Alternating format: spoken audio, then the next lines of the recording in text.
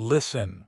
Beneath everything that follows in this account, beneath the testimony of Melchor Ruiz de Aguilar, recorded before the tribunal of the Holy Office of the Inquisition in Mexico City in the autumn of 1749, beneath the letters of Doña Gracia Palafox to her confessor in the years 1751 to 1758, beneath the theological annotations of Sor Catalina de la Encarnacion, in the library of the Convent of the Incarnation in Puebla, beneath the final inventory of the clock's last known location in 1761, and the gap in the record after the inventory, the gap that the Inquisition called a matter of ongoing inquiry, and that historians of New Spain have called an unsolved question of colonial material culture, and that this account will call what it is, which is the record of something for which the record's categories were not adequate. Beneath all of this, if you listen carefully, you can hear it. Dick. It began in Puebla de los Ángeles in the year of our Lord 1744, in the workshop of the master clockmaker Melchor Ruiz de Aguilar, who was at that time 43 years old and was considered the finest maker of precision instruments in New Spain, a reputation he had built across 20 years of commissions from the cathedral, from the wealthy Creole families of the city, from the Jesuit college that required astronomical instruments of a precision not available from European import, and from the occasional private individual of means who wanted not merely a clock but a clock, an object that expressed, in the specific language of mechanical craft, everything that its owner wished to say about the order and the wealth and the theological seriousness of their household. The man who commissioned El Contador, the counter, as Melchor would eventually call it in the testimony he gave to the tribunal, the name he had used privately since the mechanism first revealed to him what it intended to count, was named Don Rodrigo Villanueva de Solis, a landowner from the fertile valley of Atlixco, 20 miles south of Puebla, who had come to the city in the summer of 1744 with money from his latest harvest and the specific intention of acquiring an object that would be the finest of its kind in his considerable collection of fine things. He had specified in the commission document that Melchor kept, and that survives in the archive of the Inquisition's collected evidence, a clock of the English long case style, modified for the colonial tradition, with a case to be decorated with Talavera work in the blue and white of the finest poblano production, the face in gilded silver with the finest engraving, the mechanism of the highest precision.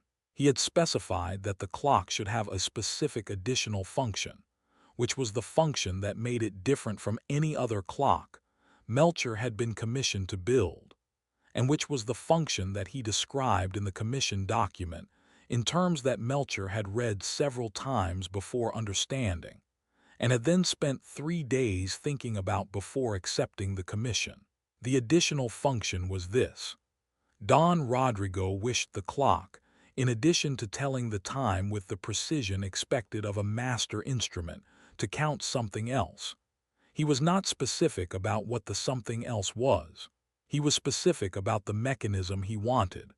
A secondary face, smaller, positioned at the 6 o'clock position on the primary face, with its own set of hands and its own scale of markings, and a separate mechanism that operated independently of the timekeeping mechanism, but that was connected to it through a linkage that Don Rodrigo described in terms that were unusual for a man who was not himself a clockmaker, in terms that suggested he had been thinking about this linkage for some time, and had a precise understanding of what he wanted even if his vocabulary for expressing it was not the vocabulary of the trade.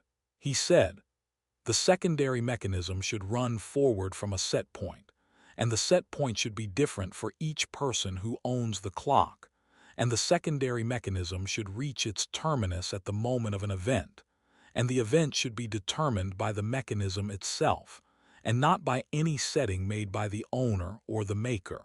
Melcher had read this and had sat with it for 3 days. He had consulted his reference library, which was extensive for a craftsman in New Spain, European horological texts, the astronomical tables of the Jesuit college, the theological references that any serious craftsman in colonial Mexico understood were as relevant to his work as the technical ones. Because in New Spain, the theological and the technical were not separate categories. Because in New Spain, the question of what a mechanism did was always also the question of what God permitted a mechanism to do. And the question of what God permitted a mechanism to do was always also the question of what the Holy Office of the Inquisition would think about the mechanism. He accepted the commission for reasons that the tribunal would later press him to account for, and that he would account for in the testimony with the specific honesty of a man who has thought about a question for 5 years and has arrived at an answer that is not the answer he would have preferred. He said, "I accepted it because it was the most interesting problem I had been asked to solve." He said, "I believed, when I accepted it, that what Don Rodrigo was describing was a mechanism for counting a period of time whose duration was to be set by some psychological or practical criterion rather than a fixed number of hours, the way a sandglass measures not the hour but the interval. I believed the question was a mechanical one. I was wrong about this. Tick. The construction of the clock's exterior took 4 months. The Talavera case was made by the workshop of the most distinguished tile maker in Puebla, working from Melcher's specifications. The blue and white pattern, a modified version of the pomegranate design, that was the signature of the Pueblan tradition. The modification introducing an additional element at the case's 4 corners that Melcher had requested, and that the tile maker had executed without question, because Melcher was the master, and the tile maker was the craftsman, and the craftsman did not question the master's specifications. The element at the 4 corners was not immediately recognizable as anything specific. It was a pattern of curves and intersections that could be read as the abstract decorative geometry common to the Talavera tradition, and that could also, if you were looking for it, be read as 4 iterations of a single form, the same form in 4 orientations, a form that the Inquisition's experts, when they examined the clock in 1749, would identify as an adaptation of a symbol from a manuscript in the cathedral's restricted collection, a manuscript of Mesoamerican origin that had been copied by a colonial scholar for reasons of scholarly inquiry, and that had been placed in the restricted collection for reasons that the cathedral had not disclosed publicly. Melcher said when the tribunal asked him about the corner pattern, "I found the form in a book." He said, "I thought it was decorative." He said this with the specific quality of a man who is saying something that is both true and inadequate, and the tribunal noted both the truth and the inadequacy. And the noting of both was recorded in the Inquisition's document in the characteristic style of an institution that has been parsing testimony for 2 centuries and knows exactly how to hold a statement that is true in its parts and incomplete in its whole. The clock's mechanism took 8 months after the exterior was complete. The primary timekeeping mechanism was the finest work Melcher had done in 20 years of the craft. The escapement, the train, the pendulum of precise length adjusted for the altitude and latitude of Puebla, with the mathematical exactness that the Jesuit college's astronomers had helped him calibrate. The clock kept time to within 2 seconds per week, which was extraordinary precision for the period, and which was not the clock's most extraordinary property. The secondary mechanism was the work that took the 8 months. Melcher described it in the tribunal testimony as the mechanism he could not fully account for in conventional terms, which was not the testimony the tribunal had expected from a craftsman describing his own work. He said, "I built what Don Rodrigo had described in the terms of the commission document, as precisely as I could interpret those terms. He said, at a certain point in the building, the mechanism began to, and here the tribunal record shows a pause, indicated in the scribe's notation as a silence of some duration, began to build itself. He said, I do not mean this in the supernatural sense. I mean it in the craft sense. He said, there are moments in the construction of a complex mechanism when the mechanism's own logic asserts itself, when the interaction of the components you have assembled requires a specific next component or a specific next adjustment that you had not planned, but that the mechanism has made necessary by its own developing logic. Every craftsman knows this experience. He said, this was that experience, extended over the 8 months to a degree that I had not previously encountered. He said, by the time the mechanism was complete, I did not fully understand what I had built. He said, I understood each component. I understood each linkage and each ratio and each function of each element of the mechanism. I did not understand what the mechanism was doing with all of them together. He said, I tested it. He said, the testing is what I am going to have to account for. Tick. The testing of the clock took place over a period of 6 weeks in the autumn of 1744 in Melcher's workshop, before the clock was delivered to Don Rodrigo at his estate in Atlixco. The testing was a standard stage of any commission of this complexity. The clockmaker runs the mechanism for an extended period, verifies that it keeps its specified functions accurately, corrects any deficiencies, and then delivers a clock that the maker is prepared to stand behind professionally. The testing of El Contador's primary timekeeping function was completed in the first week and found to be as accurate as Melcher had designed. The secondary mechanism required more complex testing, because the secondary mechanism did not have a specified function in the way that a timekeeping mechanism does. The testing of a timekeeping mechanism compares the mechanism's output to a known standard, and the comparison either agrees or does not agree, and if it does not agree, you adjust until it does. The testing of a mechanism whose output is supposed to be determined by the mechanism itself, without reference to an external standard, was a different kind of testing. Melcher ran the secondary mechanism for a week with the clock in his workshop, with himself as the only person in regular proximity to it.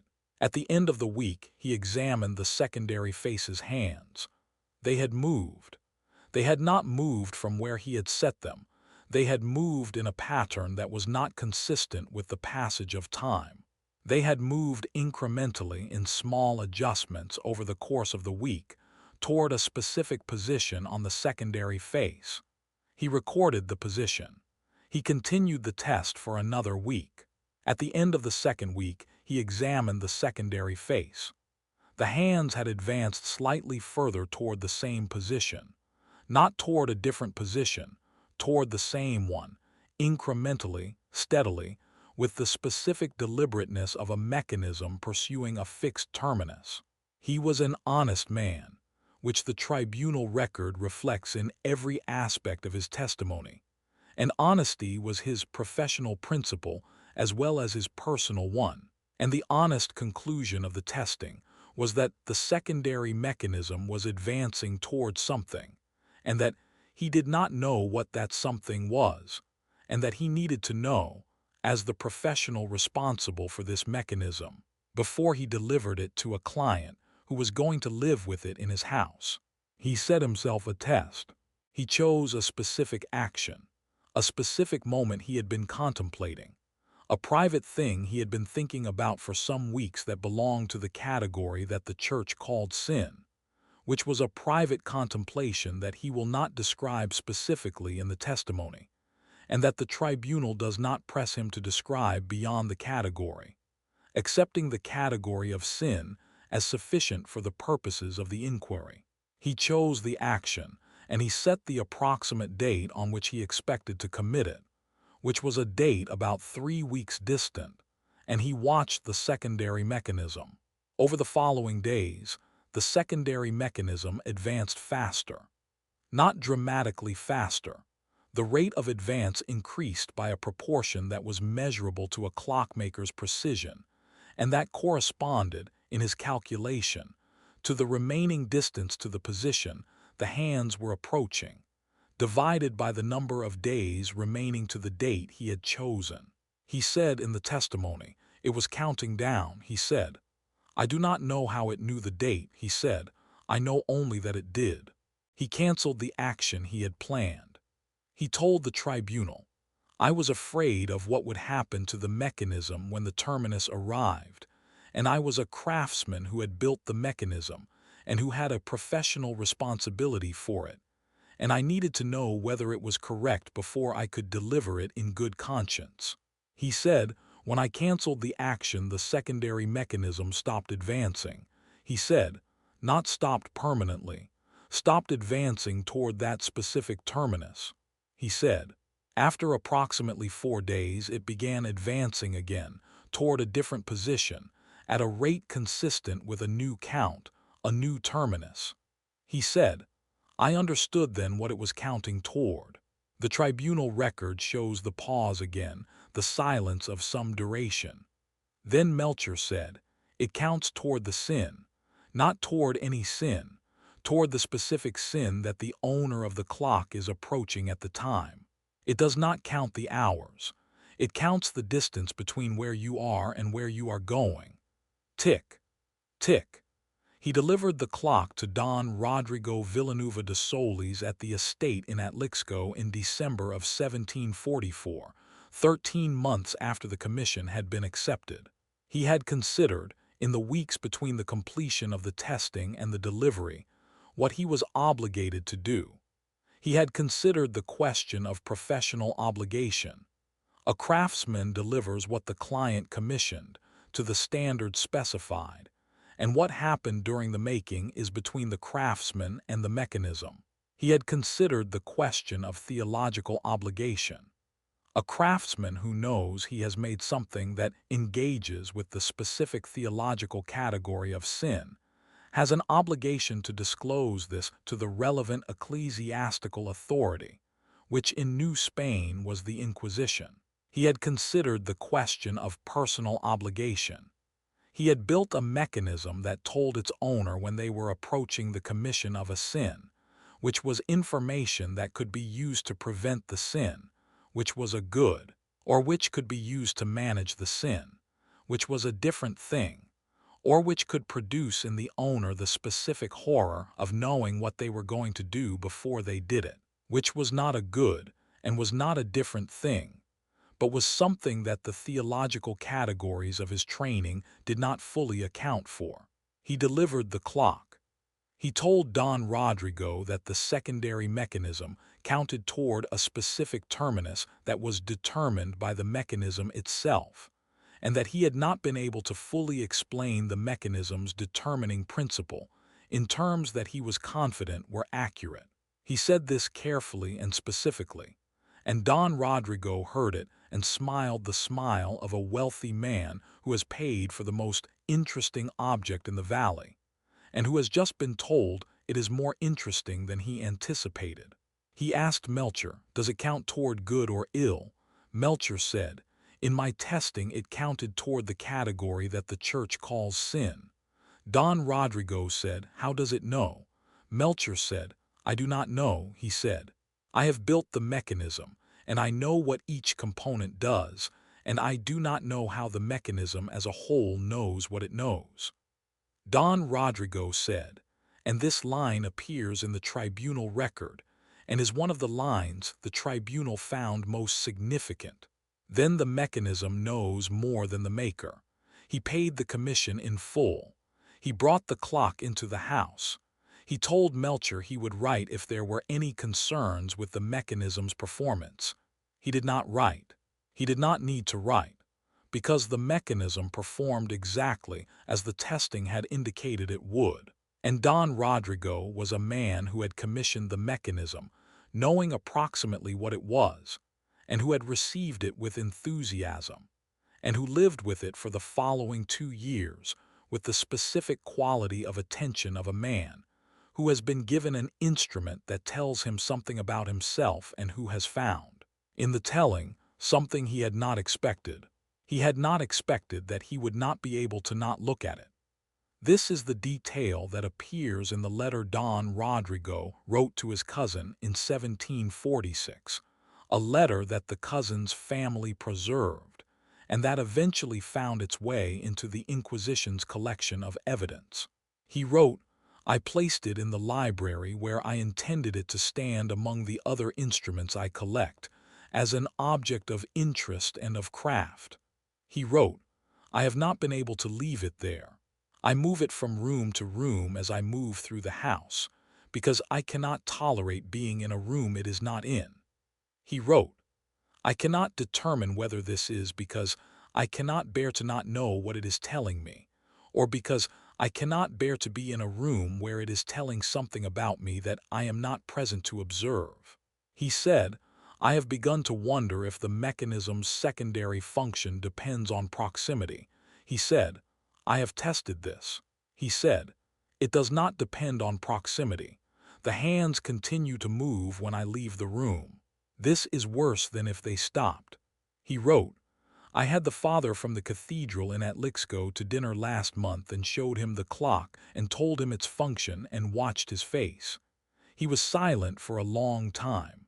Then he said that I should discuss this with the relevant authorities. I told him I had commissioned the instrument as an aid to self-examination. He said he understood. He said that the Church had always believed that self-knowledge was the beginning of the path to virtue. He said this, and then he looked at the clock's secondary face for a long time, and then he said, 'But the Church has always understood that self-knowledge must be sought through prayer and confession and the sacraments, and not through mechanical instrumentation.' He said, 'The question of whether a mechanical instrument can know the state of the soul is a question I am not equipped to answer.' He said he would write to the bishop.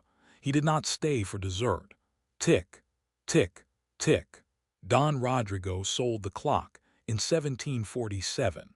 He did not explain why in any document that survives, but the explanation is not required because the pattern of what happens to the owners of El Contador in the years between its delivery in 1744 and its disappearance from the record in 1761 provides its own account of why a person would choose to give up an instrument that knows more about them than they know about themselves. The clock passed through 5 owners in 14 years.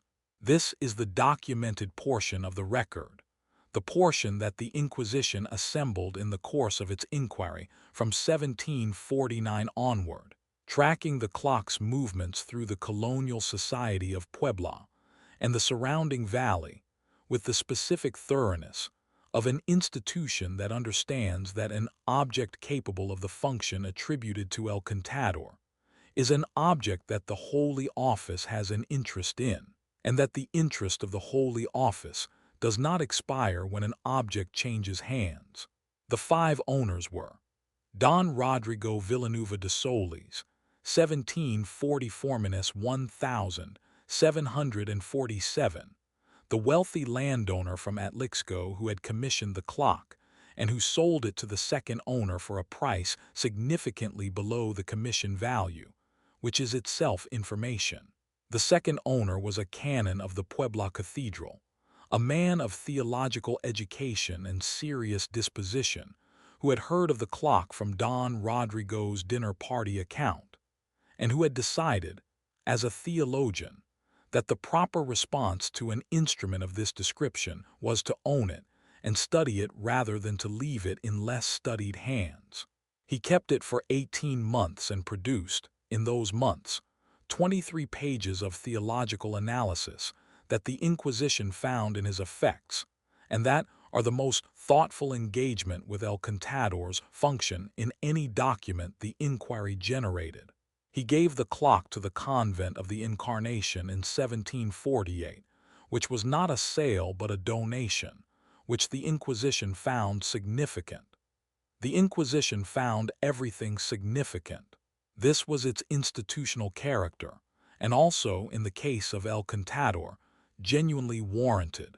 The convent received the clock and placed it in the care of Sor Catalina de la Encarnacion, who was the convent scholar, the woman responsible for the library, for the correspondence of the convent's theological matters, for the translation and annotation of texts that the prioress required to be translated and annotated, for the ongoing engagement of the convent with the intellectual life of colonial New Spain, in the specific way that the religious women of the period engaged with intellectual life, which was behind the grate and through correspondence and in the library, and in the annotations that filled the margins of the convent's books with the precise, careful handwriting of women who were thinking seriously about serious things, and who had the time and the formation to do so, and who were not given credit for the doing of it, but who did it anyway. Sor Catalina had the clock in her cell from 1748 to 1753, which were the 5 years that produced the most substantial documentation of the clock's function, and the most careful theological account of what the function meant, which was the 26 pages of annotations she added to the canon's 23 pages, and which together constitute the most important analysis of El Contador in the Inquisition's collection, and which were, when the Inquisition examined them, found to be both remarkable and deeply problematic.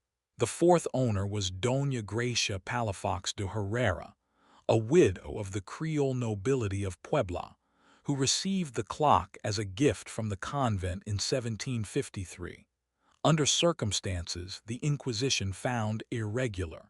The fifth owner was the Inquisition itself, which took possession of the clock in 1758, when Doña Gracia's letters to her confessor were brought to the tribunal's attention, and the tribunal determined that the clock was a matter requiring its direct management.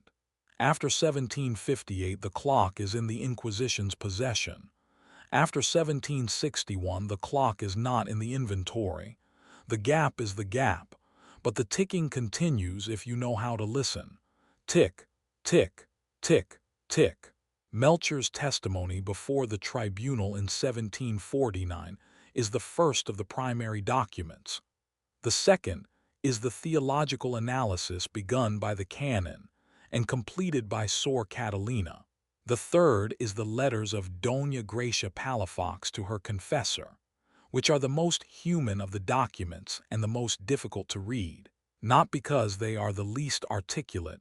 Doña Gracia was a woman of education and precision, but because they are the most nakedly honest, because they were written as private spiritual correspondence, and were not intended for the tribunal's eyes, and therefore do not perform the careful management of disclosure that the other documents perform.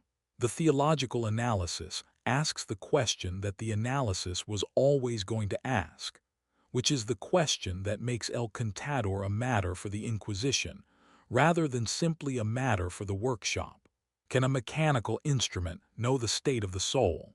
The canon's 23 pages argue that the question cannot be answered yes without significant theological consequence, because if a mechanical instrument can know the state of the soul, then either the soul is knowable by mechanical means, which undermines the Church's position on the soul's transcendent nature, or the instrument is not actually knowing the soul, but is being told about the soul by an external intelligence, which opens the question of what intelligence that is, and whether it is an intelligence the Church wishes to be in business with. He sets out both possibilities with the careful balance of a man who has been trained to see arguments from multiple sides, and who is concluding, carefully, that both possibilities are serious. He does not choose between them. He leaves the choosing to someone better positioned to choose. Sor Catalina chooses.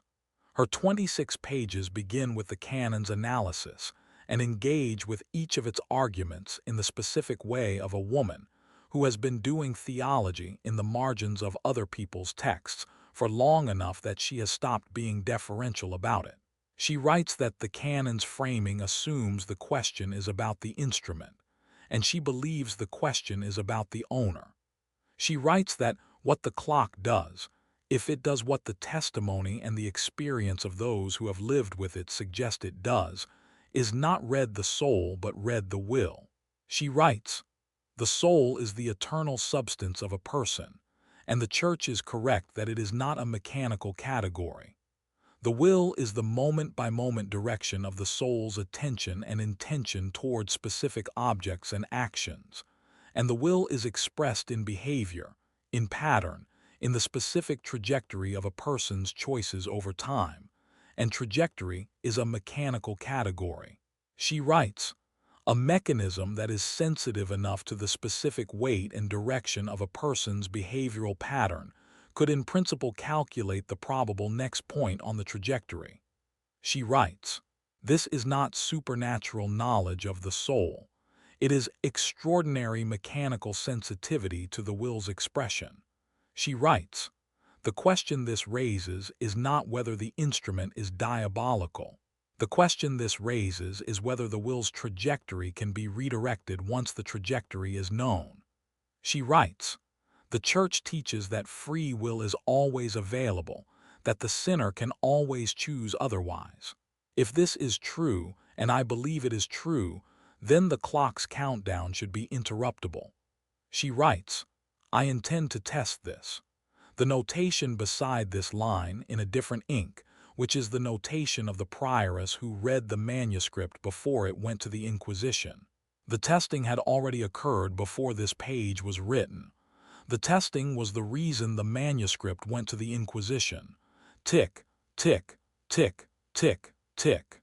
Sor Catalina's testing of the clock is not documented in the manuscript itself, which ends at the notation about the intended test.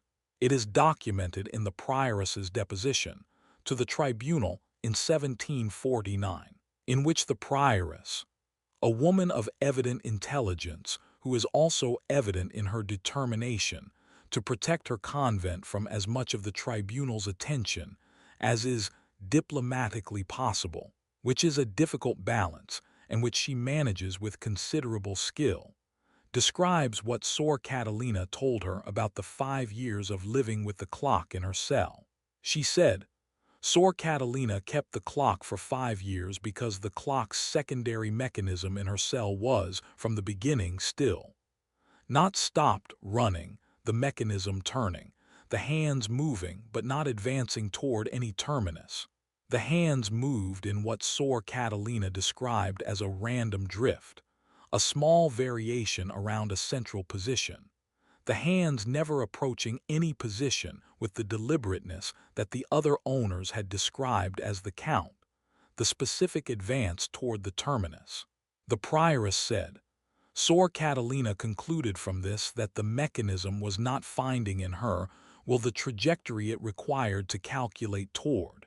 She said, "Sor Catalina's theological conclusion was that a will sufficiently directed by prayer and examination, and the sacraments toward virtue was, mechanically, a will without a predictable terminus, because virtue is not a point on a trajectory but a continuous practice that does not have a specific end." She said, "Sor Catalina found this both theologically satisfying and, as she described it, personally humbling, because the clock's stillness was not a reflection of her goodness, but of her discipline, and the distinction between goodness and discipline was one she had been examining for 30 years.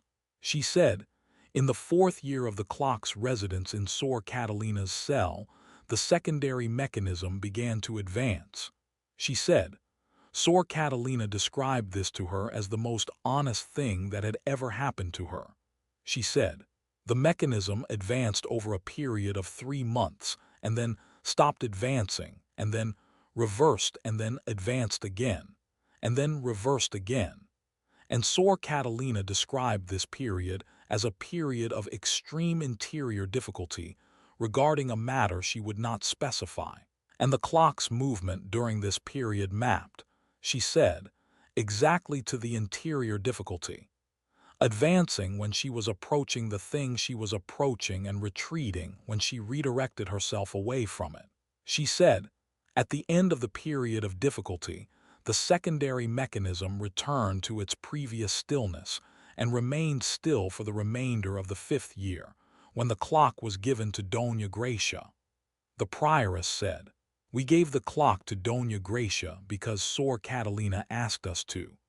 She said, Sor Catalina said she had learned what she needed to learn, and that the clock's further residence in the convent was not serving any purpose that the convent was equipped to serve. She said, "I did not fully understand this at the time." She said, "I understand it now." The tribunal asked, "Why do you understand it now?" The prioress said, "Because I have read Dona Gracia's letters." Tick, tick, tick, tick, tick, tick. Dona Gracia Palafox de Herrera received the clock in the spring of 1753 and wrote her first letter about it to her confessor within 6 weeks of the clock's arrival in her house on the Cal de los Mesons in Puebla.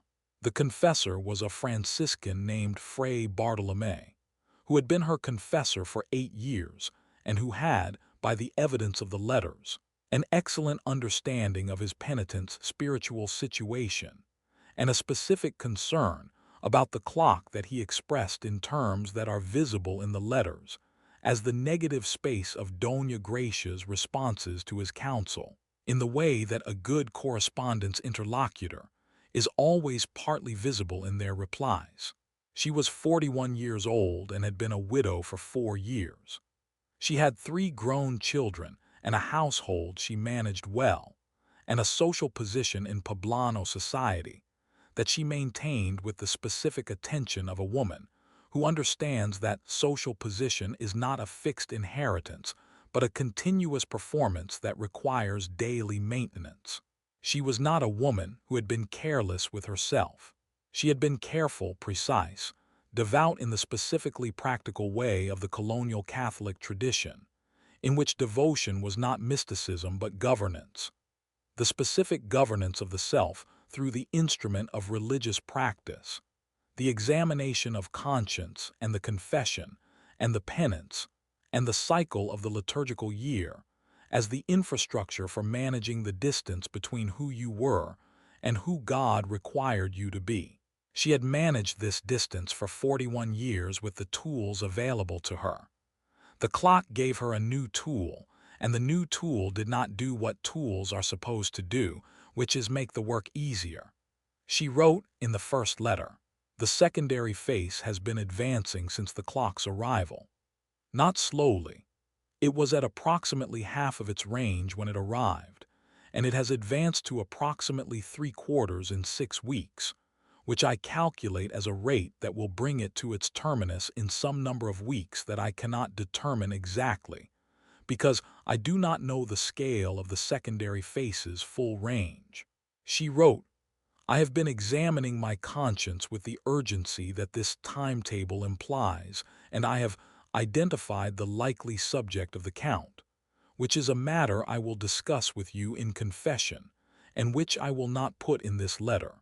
She wrote, "The clock's effect on the conscience is unlike the effect of ordinary self-examination, which requires the will to turn itself toward itself, which requires an initial act of attention that can be postponed or avoided or deferred, as I have deferred and avoided and postponed for several months in the matter I mentioned."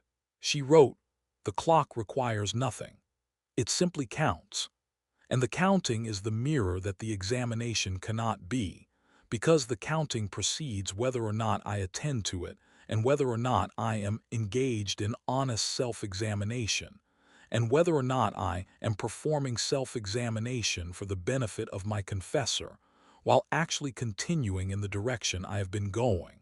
She wrote, "I cannot lie to the clock's secondary face."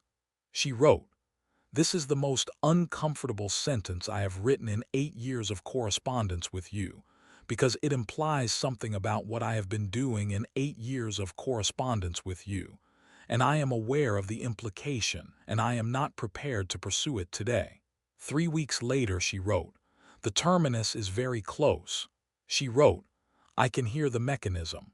She wrote, I do not mean the standard mechanism, the ticking that any clock produces, though I can hear that too and I have begun to find it difficult to tolerate.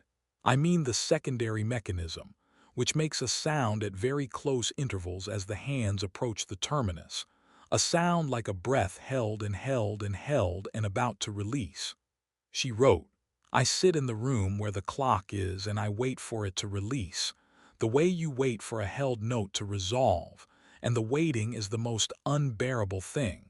She wrote, I have confessed the matter to you. You have given me the penance and I have performed the penance. The clock does not care about the penance. She wrote, I thought, this is my theological question, Fray Bartolome, and I ask it sincerely, and I would like a sincere answer.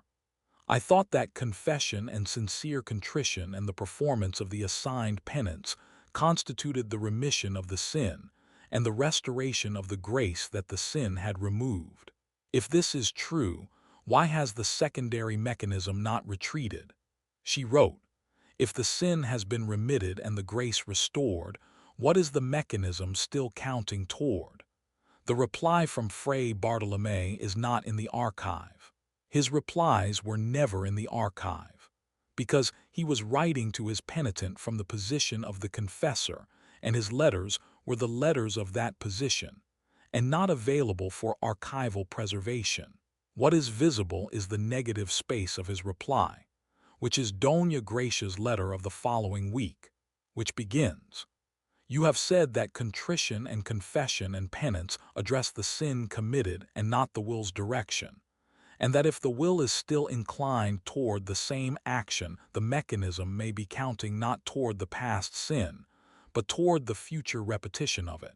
She wrote, I sat with this for a day. She wrote, then I went to the room where the clock is and I stood in front of the secondary face and I looked at the hands which were very close to the terminus. She wrote, the mechanism was making the sound I described, the held breath sound, very close and very fast. She wrote, I stood there for what I estimate was 30 minutes. She wrote, I cannot describe what I decided in those 30 minutes in the language that I have always used for my interior life. Because the language I have always used for my interior life is the language of the examination of conscience, which proceeds question by question, sin by sin, act by act. And what happened in those 30 minutes was not any of those things. She wrote it was more like looking at a clock. She wrote, when I left the room, the secondary mechanism had retreated by a distance I estimated as several weeks' worth of advance. Tick, tick, tick, tick. She wrote 4 more letters over the following 3 years. The letters describe a specific, careful, difficult relationship with the clock's secondary mechanism. The mechanism advancing and retreating as Doña Gracia's will advanced and retreated. The specific interior work of a woman in her 40s, who has been given an instrument that tells her the truth about herself in the most literal mechanical sense, and who is, over 3 years, learning to live with that instrument in the way that Sor Catalina had learned to live with it, not comfortably, not peacefully, not without cost, but honestly. She wrote in the 6th letter, I have begun to understand what Sor Catalina understood. She wrote, the clock is not a confessor, it is not the examination of conscience. It is not the sacrament. She wrote, the clock is the distance. It measures the distance between where I am and where I am going, and it does so without judgment and without language and without the specific mercy of the confessional, because mercy is not a mechanical category. She wrote, I spent the first year of the clock's residence in my house wanting it to be something the Church provides, a mechanism for sin's remission, a tool for grace. It is not that. She wrote, it is simpler than that and more difficult than that. It is a mirror. It shows you what is there. What you do with what the mirror shows is yours to do. She wrote the last letter in 1757. She wrote, I am going to ask you to inform the relevant authorities about the clock, not because I believe it is diabolical. After 4 years, I am more confident than I have ever been that it is not diabolical, but because the question of what it is belongs to the Church, and I am not equipped to answer it alone, and I believe there are people better equipped than I am who should have the opportunity to engage with it. She wrote, I have derived from it the most difficult and the most useful years of my interior life. I am prepared to give it up. She wrote, the secondary mechanism, as of this letter, is at the center of its range, not advancing, not retreating. Still, she wrote, I do not know what this means. She wrote, I have been sitting with not knowing what this means for 3 days, and I have decided to give the clock to the Church and let the Church sit with it, because the Church has been sitting with the things it does not know for longer than I have and is better equipped for the sitting. She wrote, take care with it. She wrote, it is extraordinary and it is honest, and it will be both things at you regardless of what you want from it. She wrote, the Maker did not know what he had made. I am not certain the Church will know either. But someone should try. Tick, tick, tick. The Inquisition took possession of El Contador in 1758 and held it for 3 years. The tribunal's record of the 3 years is thorough in the way of the Inquisition's records, which is thoroughly on everything it found manageable and silent on everything it did not. The manageable portion was the inquiry into the clock's history, the testimony of Melcher and the others, the theological analysis of the canons and Sor Catalina's manuscripts, the documentation of the clock's movement through its 5 owners. This portion of the record runs to 217 pages. The record is silent on what happened in the Inquisition's own possession of the clock. There is a single notation in the inventory records for 1761 that says, El Contador removed from inventory for specialist examination. The inventory entry for the following quarter does not list the clock. No subsequent inventory lists it. The notation regarding specialist examination is not followed by a record of the examination or its conclusion. The Inquisition's records are the most complete in New Spain. When the Inquisition's records do not contain something, it is because the Inquisition chose not to record it. The Inquisition chose not to record what happened to El Contador after 1761. This is the choice that the historical record has called an unsolved question of colonial material culture. This account calls it what it is. The clock is somewhere. The clock has always been somewhere. A mechanism that runs does not stop running unless it is stopped. And the clock's secondary mechanism has never been described as stopping, only as advancing and retreating, and, in Doña Gracia's final letter, as still at the center of its range. The mechanism running at the center of its range is a mechanism that is ready, in the way of a clock that is wound and set, and has not yet been placed in the proximity of the person whose trajectory it is calibrated to read. The clock is waiting. The clock is always waiting. Tick.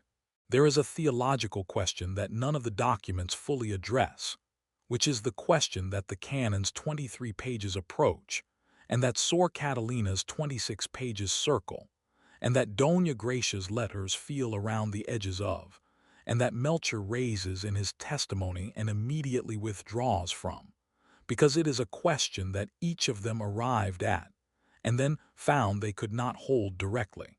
The question is this: if the mechanism counts toward the sin that the owner is approaching, and if the mechanism can be interrupted by the owner's redirected will, and if the mechanism then begins counting toward the next terminus, the next sin, the next point on the will's trajectory, then the mechanism is not revealing a fixed future. It is revealing the probable future, the future that the will as it currently is will produce if it continues as it currently is. Which means the future the mechanism shows is not the future that will happen but the future that is happening, in the specific sense that the will is already in motion, already inclining, already building toward the terminus, and what the mechanism knows is not what will happen but what is already happening. The theological question is whether this is better or worse than knowing nothing. The practical question, which is the question that none of the documents answer, and which is the question that this account asks of you directly at the end, in the specific tradition of this channel, which ends its accounts with the question that the account has been building toward. The practical question is whether you would want to know. Whether, if there were a mechanism that counted the distance between where you are and what you are moving toward, you would want the mechanism in your house. Whether you could stand to hear it. Whether you could stand to hear it and not change. Whether you could hear it change and look at the secondary face when it was still at the center of its range, and know that the stillness was yours. That it was the result of your specific will, your specific discipline, your specific choice to not be the thing you were moving toward, and whether that knowing would be enough, or whether the knowing would simply mean waiting for the mechanism to begin advancing again, toward the next terminus, the next thing, the next distance to be measured and crossed, or not crossed by the specific act of a will that has to make the decision every day, without the mechanism's certainty, in the ordinary dark of an ordinary life. The clock is somewhere. Tick.